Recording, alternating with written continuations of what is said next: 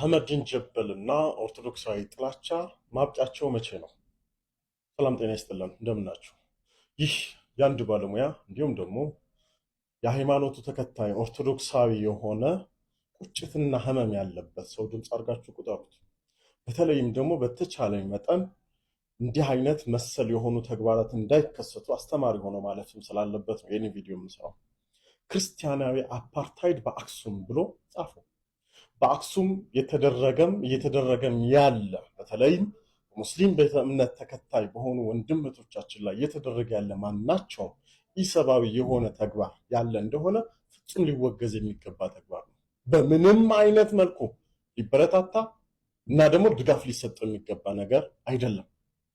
ነገር ግን ይህን ተግባር የፈጸመው መንግስታዊ ተቋም መሆኑ እየታወቀ መንግስታዊ አመራር መሆኑ እየታወቀ ጉዳዩን ከእምነቱ አገልጋዮች ጋር አያይዞ ክርስቲያናዊ መልካም ስምና ዝናን ለማጉደፍ እና እንደ ሀገር ሁከትና ብጥብጥ ለማስነሳት ታልሞ የሚሰሩ አስነዋሪ ተግባራትን ግን መቃወም ካልቻልን ማናችንም ሰዋዊም አይደለንም። በቀጣይም ደግሞ ሀገርንም እንደ ሀገር መታደግ እንችላለን ብዬ አላስብም። አንዳንድ ጊዜ ለምጣዱ ሲባል አይጧ ትለፍ ይባላል። ቤተክርስቲያን ይህንን እያለች ለብዙ ጊዜ አልፋለች። ለምጣዷ ለመሰረቷ ብላ ማለት ነው። አንዳንድ አይጦች እየተነሱ ግን ሊቦጠቡጣትና ሰላማን ሊነሷት ይፈልጋሉ። ኦርቶዶክሳዊነት እኮ ክርስቲያናዊነት እኮ ቀኙ እየተመታ ግራህንም ስጥ እየተባልን ያደግን ሰዎች ነው። ግን ይሄ ማለት ሊሚት የለውም ማለት አይደለም። ሊሚት የለውም ማለት አይደለም። ባለፉት ዘመናት ቤተክርስቲያን ብዙ ዋጋ ከፍላ ነገር ግን መብቷን ያስጠበቀችባቸውን ጊዜያት የሩቅ ታሪክ አይደለም፣ የቅርብ ጊዜንም መመልከት ይቻላል። አትንኳት፣ ቤተክርስቲያን አትንኳት፣ ግድ የለህም። ጥያቄ ካለ በራስ መዋቅርን ተከትለ ጠይቅ።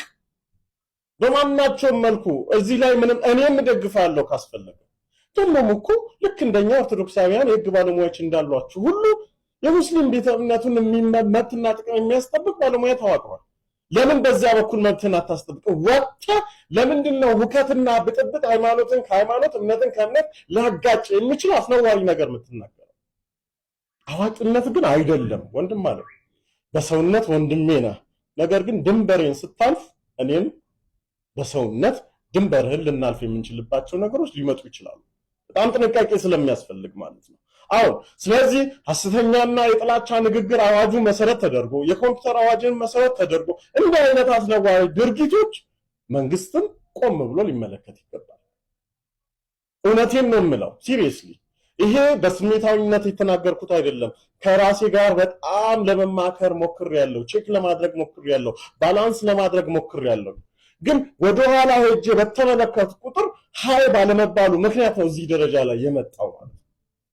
ስለዚህ የኢትዮጵያ ሃይማኖት ተቋማት ጉባኤ እንዲህ አይነት ጉዳዮችን እንዲህ አይነት ነገር የሚያወሳስቡና ዋጋ ሊያስከፍል የሚችል ነገር የሚከውኑ ሰዎችን ተቆጣጠሩ።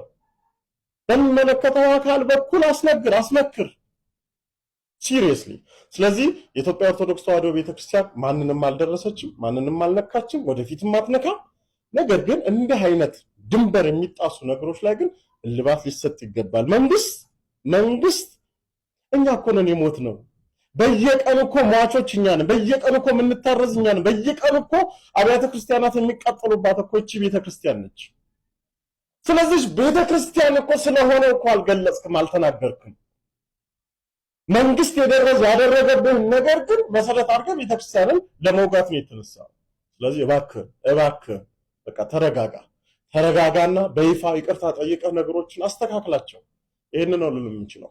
ይሄ መልእክት ለሚመለከተው አካል እንዲደርስ ዘንድ ኮፒ ሊንክ፣ ሼር፣ ሪፖስት ማድረግና አትርሱ። አመሰግናለሁ። በቃ እኔ አሁን የሚታየ ልክ መዶሻ ይዞ የማፍረስ ያህል ነው መንግስት እየሰራ ያለው። በቃ ስራውን ሁሉ ትቶ ይችን ቤተክርስቲያን መዶሻ ይዞ እያፈረሰ ነው ያለው። አጠቃላይ ጉዳዩ የመንግስት ነው። ምክንያቱን ግን አናውቅም። ይችን ቤተክርስቲያን በማፍረስ እንዲህ በማድረግ መንግስት የሚያተርፈውን አላውቅም። አገር እያፈረሱ ቤተክርስቲያን እያፈረሱ ብልጽግና ይባል። ብልጽግና መበልጸግ፣ ማደግ፣ መለወጥ፣ ከድህነት መውጣት ነው። ይህ ከድህነት መውጣት ሲባል ካስተሳሰብ ድህነት ከአይምሯዊ ድህነትም ጭምር መውጣት ነው። አሁን ግን በጣም ወደ ትልቅ ድህነት እንጦርጦስ እየወረደ ነው። አገር አፍርሶ እችን አገር የሆነች ቤተክርስቲያንን አፍርሶ ብልጽግና ይባል እድገት ልማት አይባልም። ይህ ትልቅ ስብራት ነው። መዶሻ ይዞ የለማችውን አገር የሆነችውን ቤተክርስቲያን እያፈረሰ ልማት ብልጽግና አይባልም፣ አይታሰብ።